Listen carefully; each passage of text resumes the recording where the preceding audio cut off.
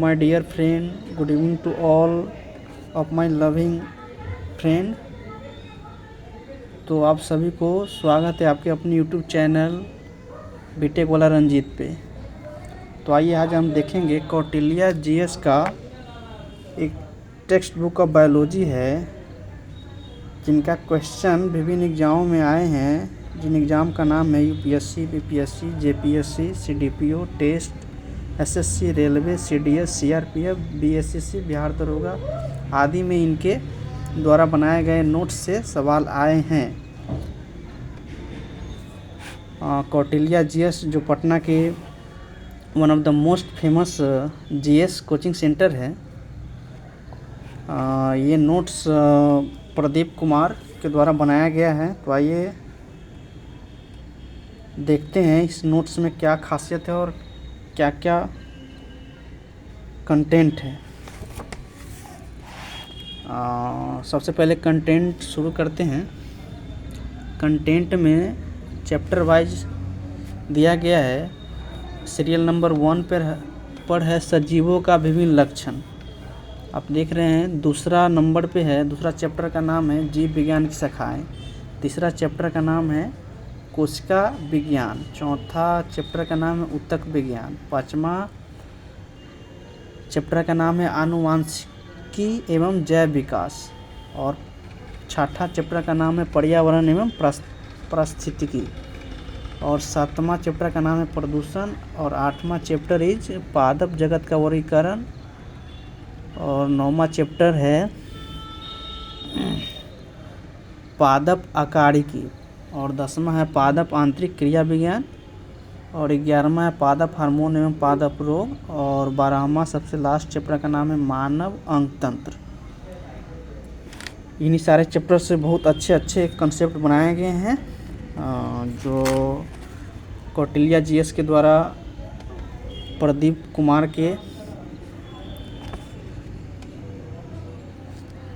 देखभाल में सारे अच्छे क्वेश्चन इसमें दिए गए हैं, नोट्स बनाए गए हैं। तो हम बारी बारी से सबको देखेंगे, पढ़ेंगे, जानेंगे, जिनसे हमको अपने एग्ज़ाम की तैयारी में बहुत ज़्यादा बेहतर और अच्छे सवालों से, अच्छे कंसेप्ट से, अच्छे कंटेंट से चार चांद लग सकती है। तो शुरू करने से पहले आप सभी लोगों को नमस्कार।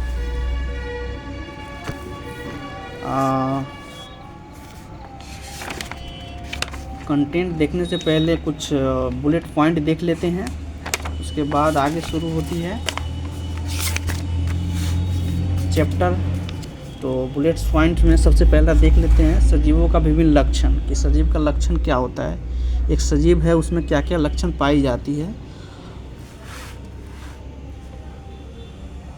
तो चलिए आइए शुरू करते हैं कि सजीव है तो उनमें क्या क्या लक्षण है और किन किन लक्षण के कारण वो सजीव है, और जिनमें लक्षण वो नहीं होते हैं वो निर्जीव होते हैं। तो लक्षण जानते हैं। सभी सजीवों में कुछ ऐसी विशिष्ट लक्षण पाए जाते हैं जो निर्जीवों में नहीं पाया जाता है, जैसे वृद्धि, प्रचलन, श्वसन, पोषण इत्यादि। इन जैविक क्रियाओं के आधार पर सजीवों को निर्जीवों से अलग किया जाता है। ये सारे वृद्धि, प्रचलन, श्वसन, पोषण इत्यादि मिलकर एक निर्जीव को सजीव से अलग करता है और एक सजीव को निर्जीव से अलग करता है। सजीवों में निम्नलिखित लक्षण पाया जाता है। देखेंगे लक्षण। सबसे पहला उसमें लक्षण पाया जाता है कोशिका संरचना। जो सेल स्ट्रक्चर होता है, सेलुलर स्ट्रक्चर होता है, उसका संरचना सजीवों में एक अलग होती है निर्जीवों से। प्रत्येक सजीव में एक निश्चित कोशिकीय संरचना होता है। स्लाइडन एवं स्वान नामक विद्वान ने कोशिका सिद्धांत, सेल थ्योरी दिया। जो सेल थ्योरी देने वाला वैज्ञानिक है उनका नाम है स्लाइडन एवं स्वान। यही सबसे पहला व्यक्ति है जिन्होंने सेल थ्योरी दिया, जिसके अनुसार कहा गया प्रत्येक सजीव का संरचनात्मक एवं क्रियात्मक इकाई, फंक्शनल एंड स्ट्रक्चरल यूनिट कौन है? सेल है। उसके बाद सेकेंड लक्षण प्रोटोप्लाज्म, जीव द्रव्य। सभी सजीव में जीव द्रव्य पाया जाता है। सजीव के लक्षण हो गया दूसरा, और लक्षण का नाम है जीव द्रव्य। प्रत्येक कोशिका में जो जैविक पदार्थ पाया जाता है उसे ही जीव द्रव्य कहा जाता है, जिसमें लगभग 80% जल होता है, शेष भाग में कार्बोहाइड्रेट, वसा एवं प्रोटीन पाया जाता है। जीव द्रव्य में लगभग 80% जल होता है और बाकी में कार्बोहाइड्रेट, वसा एवं प्रोटीन पाया जाता है। उसके बाद है, और हक्सले एक विद्वान का नाम है जिन्होंने कहा है कि जीव द्रव्य जीवन का भौतिक आधार है, आकृति एवं आकार। तीसरा सजीवों का लक्षण है आकृति एवं आकार। प्रत्येक सजीव का निश्चित आकार एवं आकृति होता है जो उसकी अलग पहचान दिलाता है, जिसके आधार पर जीवधारियों में विविधताएं पाई जाती है। वेरिएशंस आकृति एवं आकार जो सजीवों का वन ऑफ द बेस्ट लक्षण है। वृद्धि एवं विकास, ये चौथा लक्षण हो गया सजीवों का। ग्रोथ एंड डेवलपमेंट, प्रत्येक सजीव में वृद्धि एवं विकास होता है। सजीवों में एक निश्चित समय तक वृद्धि होता है किंतु विकास की प्रक्रिया निरंतर होती है। सजीव जैसे जिनमें जान होती है, जो एक स्थान से दूसरे स्थान तक चल सकता है, जिसमें प्रजनन होती है, जिसमें वृद्धि होती है, जिसमें श्वसन होता है, ये सारे सजीव का लक्षण है। तो इनमें विकास एक निरंतर प्रक्रिया है, लेकिन वृद्धि एक समय के बाद इनमें वृद्धि रुक जाती है। जीवन काल, लाइफ साइकिल, तो ये छठा नहीं, पाँचवां सजीवों का लक्षण में लाइफ साइकिल आती है कि प्रत्येक सजीव उनका एक अपना लाइफ स्पैन होता है, उसी के अंडर उसका वृद्धि, विकास और मरण तक होती है। प्रत्येक सजीव का एक निश्चित जीवन काल होता है, इसके बाद वह सजीव की मृत्यु हो जाती है और उस सजीव के शरीर में पाए जाने वाले कार्बनिक एवं अकार्बनिक, ऑर्गेनिक एंड इनऑर्गेनिक पुनः मिट्टी में मिल जाता है और फिर से एक नया पौधा का विकास होता है, जिससे फिर कोई शाकाहारी जंतु खाता है। यह प्रक्रिया निरंतर चलते रहता है। उसके बाद सभी सजीवों में क्या पाया जाता है? संवेदनशीलता पाई जाती है, सेंसिटिविटी। प्रत्येक सजीव में संवेदनशीलता के कारण ही वातावरण में होने वाले परिवर्तन को महसूस किया जाता है और अपने आप को सुरक्षित रह पाता है। उसके बाद है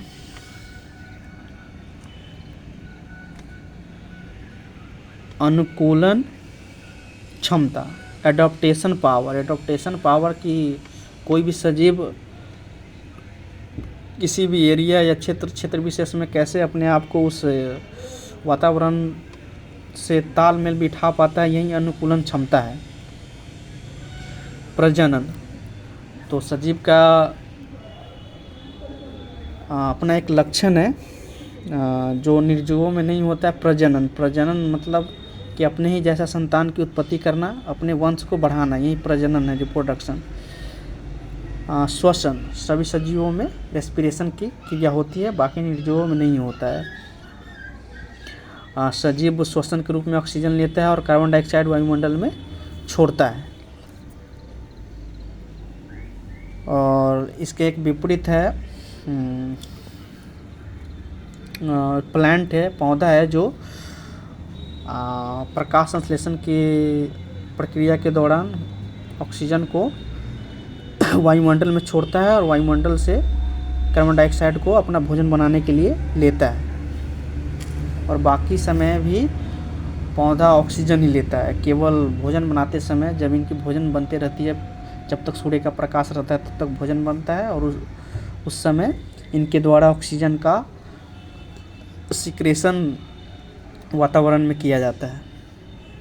अब प्रकाश संश्लेषण, तो पौधा को भी सजीव के कैटेगरी में रखा गया है, लेकिन इनमें कुछ लिमिटेशन है जो जंतु में पाया जाता है और इनमें नहीं पाया जाता है। ये स्थिर रहता है लेकिन फिर भी इनको सजीव के कैटेगरी में कैटेगराइज करते हैं। प्रकाश संश्लेषण, जिसको फोटोसिंथेसिस कहा जाता है। प्रकाश संश्लेषण मतलब पौधों द्वारा भोजन बनाने की प्रक्रिया को ही प्रकाश संश्लेषण कहते हैं। इसमें पौधा सूर्य के प्रकाश की उपस्थिति में पत्ती में उपस्थित क्लोरोफिल और हमारे लैंड के अंदर से जल लेकर अपना ये भोजन बनाती है, कार्बोहाइड्रेट C6H12O6, जिनसे इनमें वृद्धि, ये इनका लाइफ स्पैन बना रहता है। अब उपापचयी क्रिया, ये भी एक सजीवों का लक्षण है, उपापचयी क्रिया।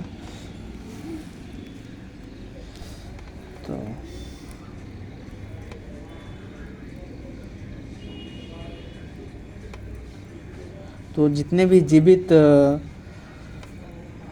प्राणी है उनमें रासायनिक प्रक्रिया होती है, उसी को उपापचयी प्रक्रिया कहा जाता है। और उसके बाद आता है कैटाबोलिक प्रोसेस, विघटनात्मक प्रक्रिया।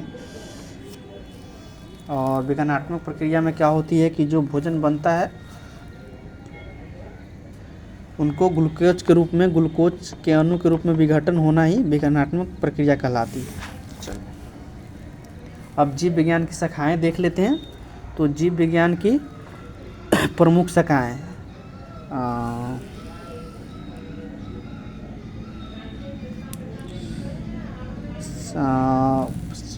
साइटोलॉजी में सबसे पहला शाखा है, जान लेते हैं साइटोलॉजी। साइटोलॉजी में होता है कोशिका सेल का अध्ययन। उसके बाद है हिस्टोलॉजी, हिस्टोलॉजी में होता है ऊतक का अध्ययन। उसके बाद है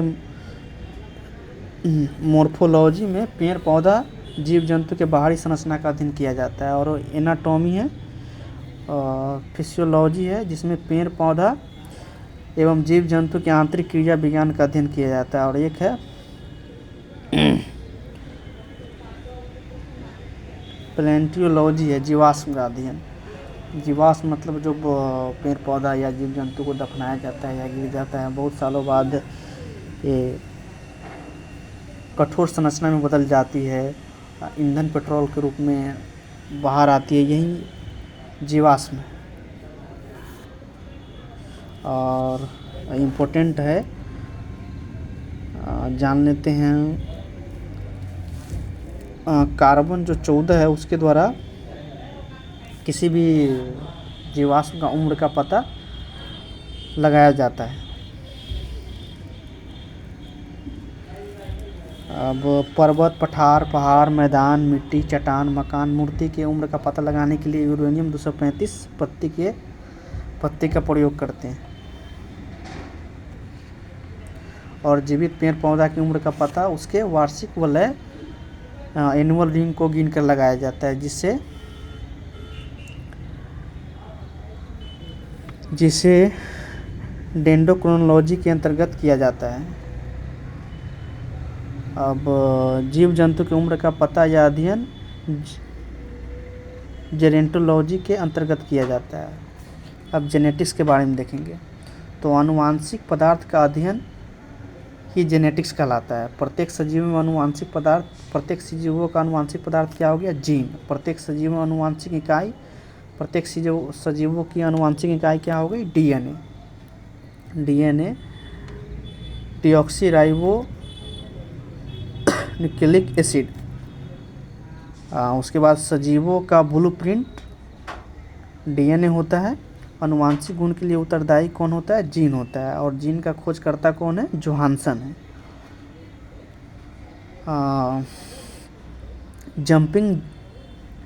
जंपिंग जीन की खोज कौन की है? वारवारा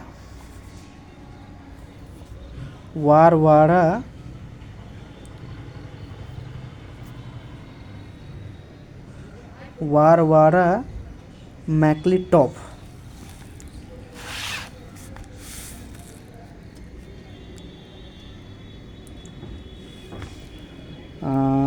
उसके बाद है श्वसन एवं उत्सर्जन। एक कैसी क्रिया है? एक अपचय प्रक्रिया है। और उसके बाद संश्लेषण प्रक्रिया को उपचय प्रक्रिया भी कहा जाता है, क्योंकि इस प्रक्रिया में ग्लूकोज का निर्माण होता है। प्रकाश संश्लेषण एवं पोषण एक उपचयी या संश्लेषणात्मक प्रक्रिया है, क्योंकि इसमें ग्लूकोज भोजन का निर्माण होता है। अब आनुवांशिक गुण का वाहक कौन है? गुणसूत्र, क्रोमोसोम। अब विभिन्न टर्म देख लेते हैं बायोलॉजी का। बायोलॉजी के टर्म में है पेट्रोलॉजी। पेट्रोलॉजी में क्या किया जाता है कि चट्टानों का अध्ययन किया जाता है। ये कौन सा चट्टान किस वर्ष का है या क्या है, उसका अध्ययन किया जाता है। पेडोलॉजी में मिट्टी का अध्ययन किया जाता है कि ये मिट्टी बलुई है या इस मिट्टी में उर्वरा शक्ति बची है कि नहीं है, मिट्टी में कितना नमी है, मिट्टी कितना खारा है, कितना अम्लीयता है, किसके द्वारा किया जाता है? पेडोलॉजी के द्वारा किया जाता है। उसके बाद आता है हाइड्रोलॉजी। हाइड्रोलॉजी से पानी का अध्ययन करते हैं। पानी की शुद्धता या पानी से संबंधित जो भी सारी चीज़ें हैं वो हाइड्रोलॉजी में अध्ययन किया जाता है। जलीय जीव जंतु को एक्वाटिक और जलीय पेड़ पौधों को एक्वाटिक प्लांट कहा जाता है। यानी जो जल में रहता है उसको एक्वाटिक एनिमल, और जो पेड़ पौधे जो जल में रहता है उसको एक्वाटिक प्लांट कहा जाता है। जल होने वाला मृदा विहीन कृषि कहलाता है।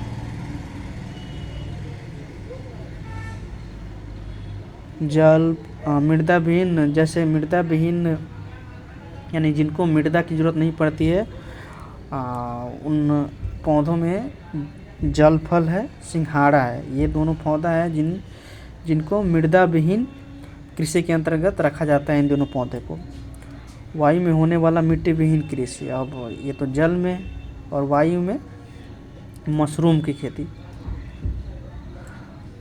तो मशरूम की खेती ये मिट्टी विहीन कृषि है, और ये कहाँ? वायु में होने वाला मिट्टी विहीन कृषि के अंतर्गत आता है।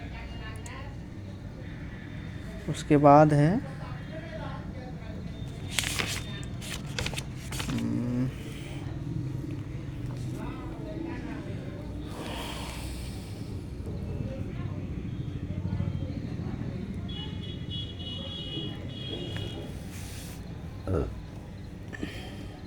है यूथेनिक्स। वातावरणीय कारक का मनुष्य के विकास पर पड़ने वाला प्रभाव का अध्ययन। यूथेनिक्स में जो वातावरण से मनुष्य पर जो प्रभाव पड़ता है, वातावरण में जो प्रदूषण है, वातावरण में जो बीमारी है, उनसे जो मनुष्य पर प्रभाव पड़ता है, उस प्रभाव को जानने के लिए यूथेनिक्स का अध्ययन करना जरूरी होता है। उसके बाद है यूजेनिक्स। यूजेनिक्स में क्या होता है कि आनुवांशिक कारक या नियम में सुधार करते हुए जीव जंतु के विकास का अध्ययन किया जाता है। और उसके बाद है यूफेनिक्स। यूफेनिक्स में डीएनए चैन, प्रोटीन चैन, आरएनए की श्रृंखला में परिवर्तन करके मानव के विकास पर पड़ने वाला प्रभाव का अध्ययन किया जाता है।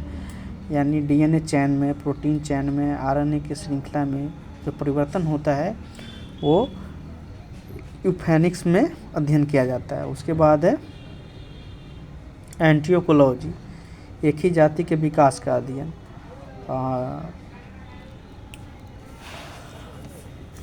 एक ही जाति स्पेसीज का अध्ययन किसमें किया जाता है? एक ही जाति